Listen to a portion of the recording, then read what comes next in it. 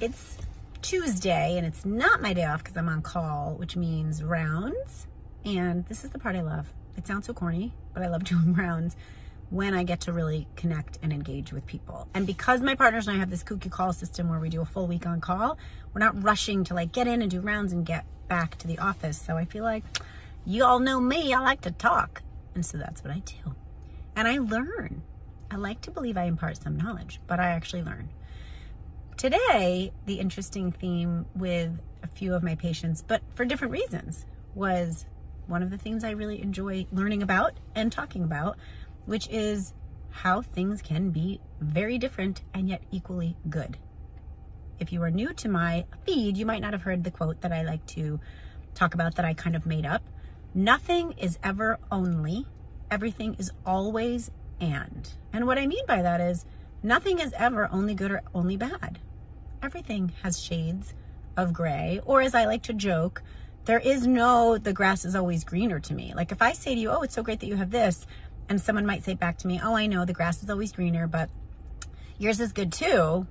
My response is, oh yeah, no, I know that. I'm not saying yours is good because it's better than mine, or mine is good because it's better than yours. I'm saying the grass is always equally green, equally shitty brown, but just different patches. And if we could lead into our lives with that, and more importantly, because we didn't all get raised that way necessarily, but teach our children that, wouldn't it be wonderful, right? Like to think you don't have to have the right answer because there's one right answer. You don't have to be like, there's a choice and I hope I make the right choice. I have two choices and which one's the right one? What if you could literally believe the truth, which is if you have two choices, there is no one definitive best choice. There is the best choice for you at that time. And the frank truth is the other choice might be equally good for you at a different time or even now, but for different reasons. And that is how we actually could live a healthier, more independent, resilient life, which would lead to happiness. For example, one patient I was speaking to who did not end up meeting her amazing spouse until later in life. And of course, the understanding must be like, oh, you know, it's so bad not to have a partner, but she has an amazing partner. She's so happy. But the truth is, she even said herself, life without her partner could have been amazing as well. And I love that she said that because I think it's really easy to also, when you feel happier from a place of abundance, to say, oh, but if I haven't done that, I wouldn't be where I am today, and that would have been tragic. But the honest answer is it might not have been tragic. Maybe I wouldn't have become the doctor that I am and, you know, been in the family I have and all the things that I have that make me so happy, but maybe a different life would have been equally as good, but different. And I tie it in most when it comes to obstetrics with the ideas of, is it better to birth vaginally or C-section? Is it better to give breast milk or formula? Is it better to be a parent or not be a parent? And I would say with all three of these things, and a lot of smattering of other things, like, is it better to do daycare versus a babysitter? Is it better to do your own laundry or have someone do it? That one's clear cut to me, to have someone else do your laundry. But all of these things, vaginal C-section, breast milk, formula, babysitter, daycare, parenting, not parenting, all of these things actually have different endpoints. So when we try to make a comparison or say vaginal versus C-section, I will preach till I am blue in the face that there are some amazing merits of vaginal deliveries and breast milk and some amazing merits of C-sections and formula. And they are different merits and different endpoints. Just like you growing up and parenting versus not parenting could both be amazing in different ways if you groom yourself to believe that truth.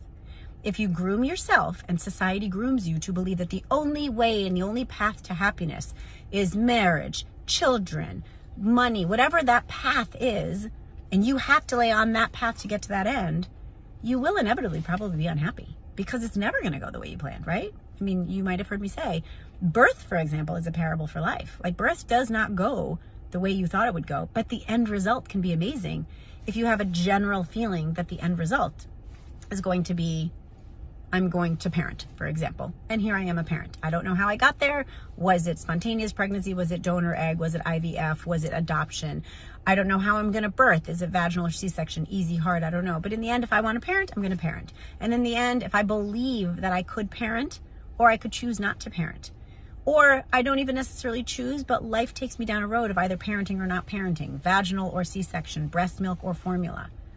All these things could be okay. People often say to me, like, could you imagine if you didn't do what you did and you didn't become a doctor? Like, oh my God, that would have been terrible.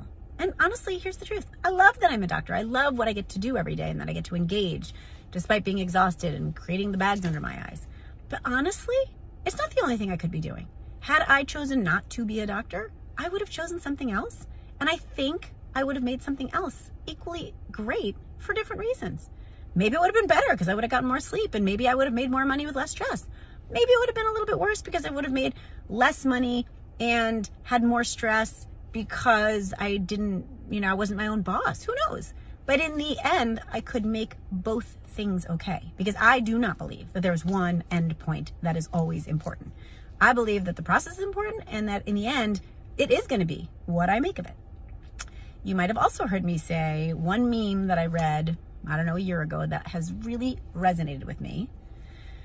All about circumstances and how we all get to choose how we respond to these circumstances. And it was so simple and like poetic. Who thinks of these? I don't know. But if anyone knows who thought of this one, please tell me. And it was the same boiling water that softens the potato hardens the egg.